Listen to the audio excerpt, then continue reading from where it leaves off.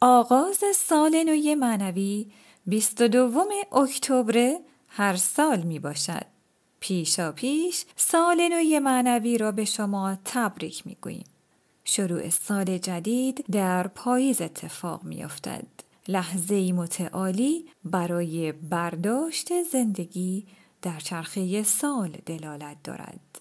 یعنی زمانی برای شروع مجدد.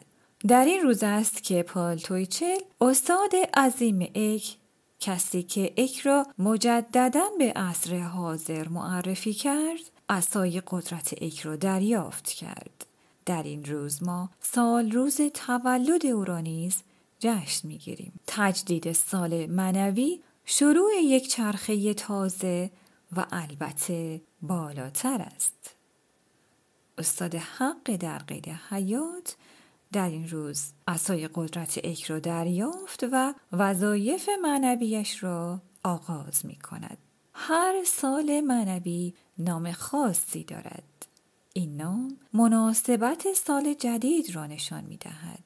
چرخه 12 ساله هماهنگ با شروع 22 اکتبر 2001 و چرخه سالهای معنوی با سال نور و صوت آغاز می شود.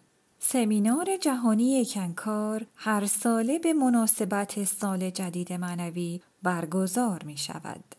سمینارهای جهانی کنکار 2 بار در سال برگزار می شوند. این سمینارها ممکن است نصف روز یا چند روز ادامه داشته باشند. در این مراسم اکیست ها از سراسر جهان دور هم جمع می شوند و کارگاه های بحث های معنوی و هنرهای خلاق مانند موسیقی، هنرهای تجسمی، رقص و غیره را برگزار می کنند. استاد حق در قید حیات به صورت حضوری یا تماس از راه دور برای مهمانان سخنرانی می کند. در سال جدید به علت ویروس کرونا سمینار جهانی سال نو معنوی به صورت آنلاین برگزار می شود که برای ثبت نام برای شرکت در این مراسم معنوی می توانید به سایت اصلی معبد به آدرس www.ikankar.org وارد شوید و در بالا سمت راست گزینه سمینار 2020 را انتخاب کنید. اگر برای اولین بار است که در این مراسم شرکت می کنید، می توانید به عنوان مهمان باشید. هزینه‌ای لازم به پرداخت نیست. بنابراین گزینه مهمان را انتخاب کنید و ایمیل خود را وارد نمایید. تمامی مناسبت‌ها و اخبار از 23 اکتبر تا 30 نوامبر به ایمیل شما داده می شود تا بتوانید در این مراسم جهانی شرکت داشته باشید و در منافع و برکات این جریانات سهیم شوید. در طول برپایی سمینار به درون قلبتان سفر کنید. سفری معنوی که بدون شک قدمی به درون اتاق بزرگتری از زندگی است. این سفر معنوی در زمان تجدید معنویتی عمیق‌تر صورت می‌پذیرد. زمانی ویژه برای تجربه دارشان به شکل درونی. تأثیر ارتعاشات این مراسم آگاهی‌ها را به اوج خود می‌رساند. افراد شرکت کننده در این مراسم حامل نور و صوت می شوند و با اتمام مراسم این نور را به خانه های خود می برند. ما می توانیم تغییر روحیه و احوال خود را بعد از پایان هر مراسم متوجه شویم. مانند اینکه سرشار از عشق و انرژی مثبت می شویم. چنانچه به هر دلیلی توانایی شرکت در این مراسم را ندارید، در شب‌های 22 و 23 اکتبر قبل از خواب مراقبه کنید و به صورت درونی در مراسم شرکت کنید. ما روح هستیم و روح محدودیت زمانی و مکانی ندارد. به صورت درونی به معبد اک و برای ملاقات با استاد حق در قید حیات سفر کنید و حضور در مراسم سمینار معنوی را تجربه کنید. در اینجا روشی را که برای این موضوع میتواند به شما کمک کند میگویم که میتوانید از همکنون آن را انجام دهید تا در آن مهارت پیدا کنید. مکان ساکت و آرامی را انتخاب کنید.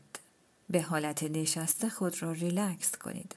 سرتان به جایی تکیه داده شود تا زمانی که به خلسه می روید سرتان به جلو یا چپ و راست خم نشود و از حالت خلسه خارج نشوید. چشمهای خود را ببندید و به منطقه چشم سوم خود به آرامی تمرکز کنید. هیو را با ملایمت و عشق و احترام صدا کنید به صورتی که میگویم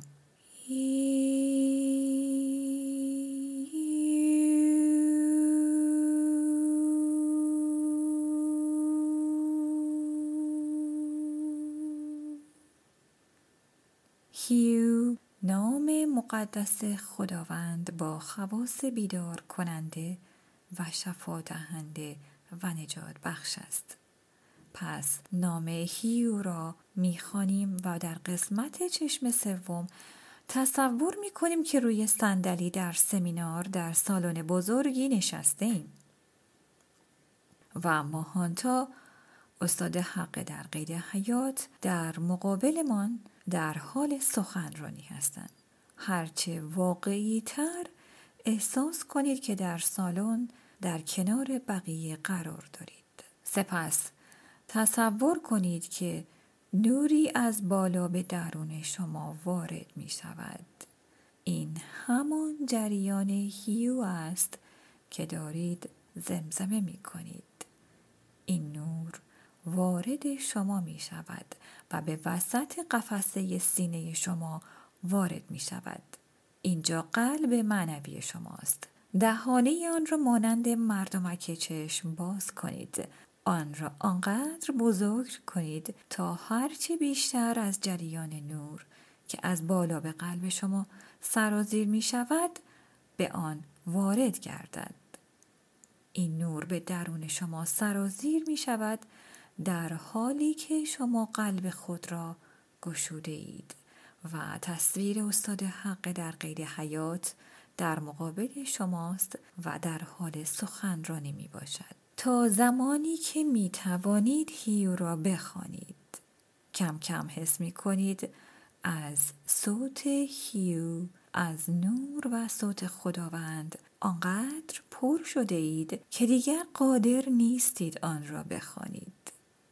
به قول شاعر من عاشق آن دمم که ساقی گوید یک جام دگر بگیر و من نتوانم.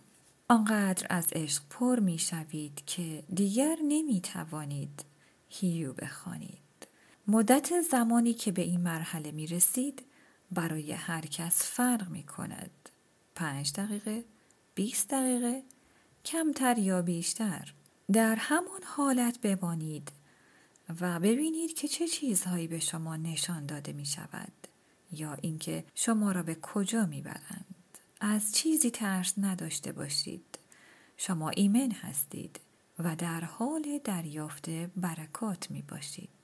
بسیاری از روح‌ها در زمان خواب به این صورت سفر معنوی می کنند و به ملاقات استاد اک در معابد زمین که در ارتعاشات دیگر هستند و با چشم فیزیکی قابل مشاهده نیستند و همچنین به معابد دیگر در سیاره‌های دیگر سفر می کنند. برای این موضوع پشتکار داشته باشید تا تجربیات درونی فوق‌العاده‌ای را کسب کنید. یکی دیگر از روزهای برجسته در سنت‌های اک روز بنیانگذار اکنکار می باشد. این روز 17 سپتامبر روزی است که پال تویچل طبقه فیزیکی را ترک کرد. این روز روزی است برای احترام و قدردانی از او به عنوان یک وجود بخشنده نور و صوت الهی. با این وجود قرار نیست این مراسم آرام به مراسم پرستش تبدیل شود. یک واصل می تواند انتخاب کند که در این روز سهیم شود یا خیر. یک بار دیگر شروع سال نو معنوی به شما تبریک میگوییم.